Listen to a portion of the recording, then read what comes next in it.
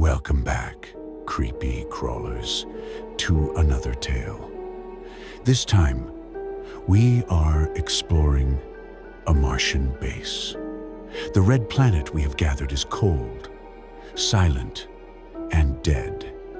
Nothing is supposed to be on the planet. No life, no vegetation, and completely void of activity. Well, that's what they told you and want you to really believe. But if you've been paying attention, you already know better. First came the red voice. The signals of something or someone started bleeding through static transmissions that didn't belong to any living crew.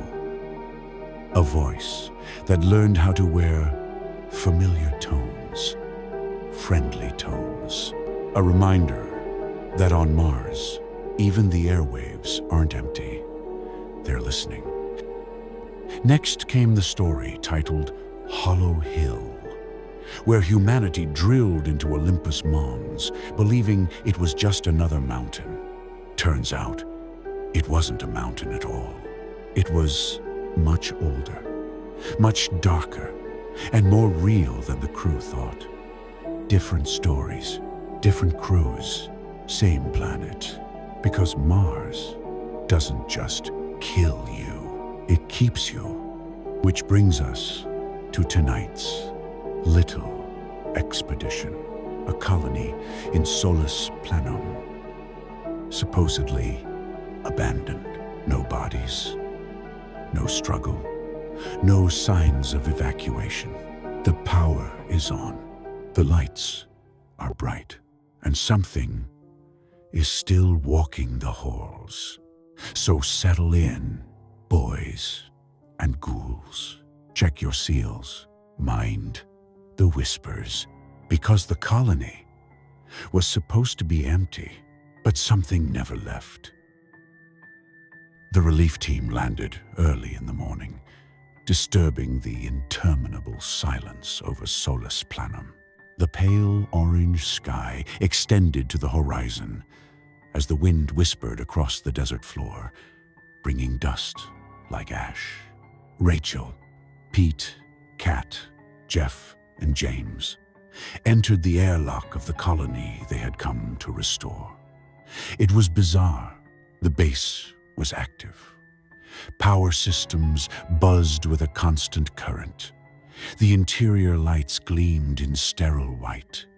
The doors opened promptly, sliding with smooth, mechanical precision. And still, no one responded.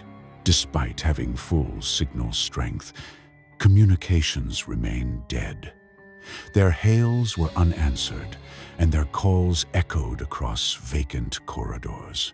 Maybe they evacuated, Pete suggested, but his tone lacked confidence. The crew divided up and combined the modules one by one. Personal possessions remained where they had been left. A half-drunk cup of water and a cracked data pad with unfinished work. Stick figures holding hands beneath a bright red sun were drawn by a child and stuck to the wall amid the mess. There are no colony members. There are no bodies. There are no traces of struggle, just an absence. Kat glanced through the logs, her tummy tightening with each one. Routine check-ins, normal maintenance reports. The colony's daily life is documented in quiet, clinical records. And suddenly, there was silence. The final log was distorted and deformed by static. The waveform danced and broke apart as she replayed it repeatedly, but one line sliced through the distortion. It's not safe here.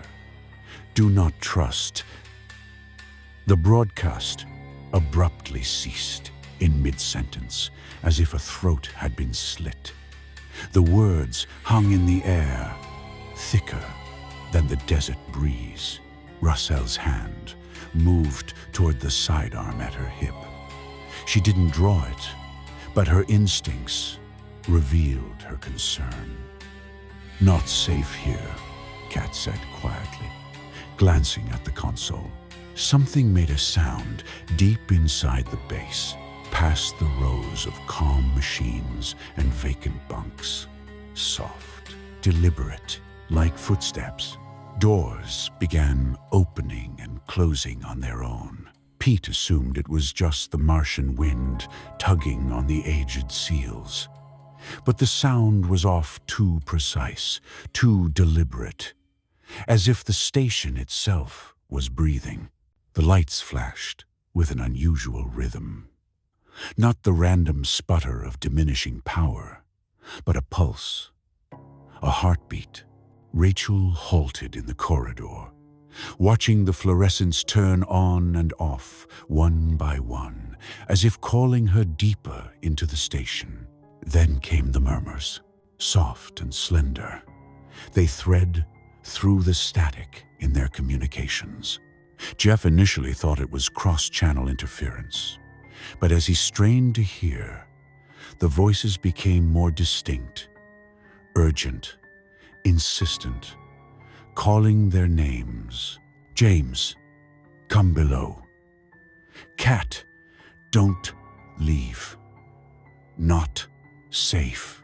Each sentence crept into their ears, too low to completely comprehend, but mixed with a weird cadence, as if a dozen voices spoke simultaneously. Kat snatched her earpiece out, her heart thumping, but even without the communication, she swears she could hear them, whispering in the ducts, breathing inside the walls. Rachel straightened herself, her voice breaking. "This is not just a malfunction. They're trying to tell us something." Pete shook his head, his jaw clenched. "No, something else is here, and it does not want us to leave." The lights went out at once. The entire base went silent. And then, in complete darkness, one door slid open with a steady, mechanical hiss. Kat's bioscanners began to detect movement, something alive, but not human. The readouts flickered unpredictably, unable to lock onto a form. The impulses came in brief, quick bursts, as if whatever was there was only partially present, slipping in and out of the machine's consciousness. "Got something," Kat said, her voice tense. "Sector 3, hydroponics." They went quietly down the passage, their boots softly tinkling on the metal grating. Every step echoed too loudly in the silence, as if the station was listening. The hydroponics bay door creaked open, its seals groaning. Inside, rows of overgrown plants stretched toward the artificial lighting panels. The air was moist and dense, with the odor of rot. Something had gone wrong. The irrigation system was still running, but the crops had grown wild, snaking over machinery and enveloping the space in green shadows. Pete's flashlight cut through the tangle, revealing Jeff's helmet lying on the floor, visor smashed. There is no sign of Jeff. The empty shell of his suit was deliberately put in the center of the walkway, as if someone wanted it found. "Jeff?" Rachel called, gently, her voice shaking. No response. Kat squatted down to inspect the helmet, her scanner still buzzing with faint, erratic blips. That's when she spotted the wall beside it, which was covered in a thin layer of red Martian dust, brought in by feet and airlock currents. Something was etched into it, with slow, quivering strokes. "You shouldn't be here." The letters were twisted and uneven, as if written by a hand that couldn't remember how to form words. James's respiration quickened. "Okay, That's everything. We are leaving. Whatever it is, it's not worth. Before he could finish, the hydroponics lights fluctuated fiercely, causing the chamber to flash between blinding white and shadow. Between the blasts, they all claimed to have seen movement. Figures too tall and too thin stand among the plants, watching.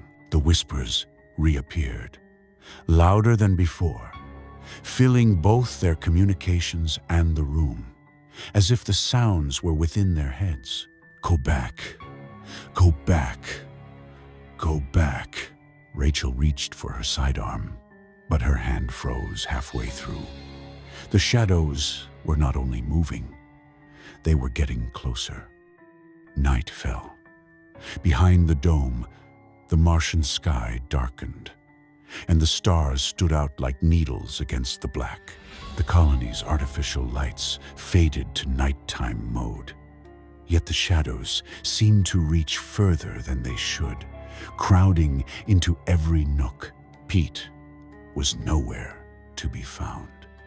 He had been trailing behind, grumbling about the helmet and the inscription on the wall.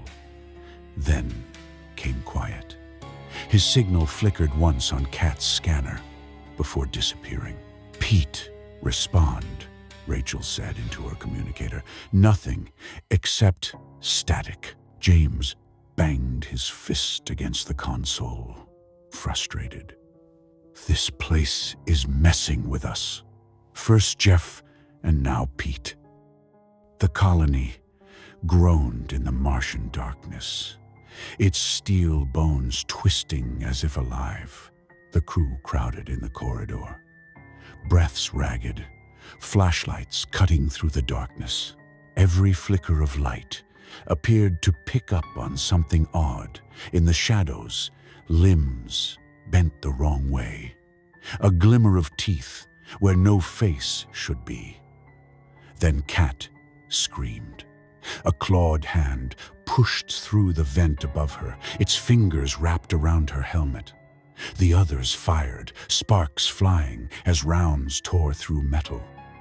But the object moved too quickly. Kat was jerked upward, her screaming muted by the silence of the comms circuit, and then cut off with a wet, tearing snap. Blood misted the vent grate. Her scanner clattered on the floor. Its display flashed up with a final reading. Motion. All directions. Rachel led the others. Jeff long gone, Pete missing and presumably dead, and Kat now taken to the hydroponics bay. The plants had shrunk over the chilly night cycle, with stalks bending like withered fingers. James staggered and clutched his chest. "It's inside," he cried as something burst from his ribcage, spraying blood. A spindly, black-limbed parasite crawled free, its eyes reflecting the beams. The extraterrestrial had seeded him hours earlier, and no one noticed. Rachel shot until her clip was completely dry. The parasite darted into the darkness, leaving James quivering in the mud, his mouth frozen in a mute scream. Rachel was now alone. She bolted for the lander. The doors opened as she approached, but the hatch was already soaked with something slick and black, throbbing as if it were alive. Behind her, the alien revealed itself. It descended from the dome's support beams, unfolding like a nightmare in pieces. It stood too tall to be human, with an arching back and jagged spines. Its skull was smooth and featureless, except for a large split in the mouth packed with needle teeth that opened with a hiss that vibrated through her bones. Rachel froze as her light struck its surface skin like polished obsidian, moving as if liquid flowed beneath it. The alien's chest rose and fell, breathing. But the sound was strange. like a chorus of voices combined into one. Then her communication cracked. Pete's voice, calm, too calm. "You shouldn't have come here, Rachel." She gazed through the lander's viewport, and there it was, standing on Martian soil, its mouth curved into a smile, with Pete's visage stretched across its head. "Well now, isn't that something? A colony left warm, lights still on, doors still opening, no bodies, no survivors, just pieces. Jeff found first, if you can call an empty suit a body. Pete followed, because something on Mars always likes to be followed. Cat was taken upward, because down wasn't hungry enough. And poor James. Well, some things prefer to grow inside you first. As for Rachel, she almost made it home. Almost. But Mars has learned a new trick. It borrows voices, wears faces, smiles with mouths that don't belong to it. That colony, in Solis Planum, still standing, still powered, still waiting for its next relief team. And somewhere, in the dark, something is practicing your voice. So sleep tight, my brave little explorers. Keep your helmets sealed and never trust a place that's too quiet to be dead. Because next time, the dust itself wants to be held. Join me for the next story. Dust, baby.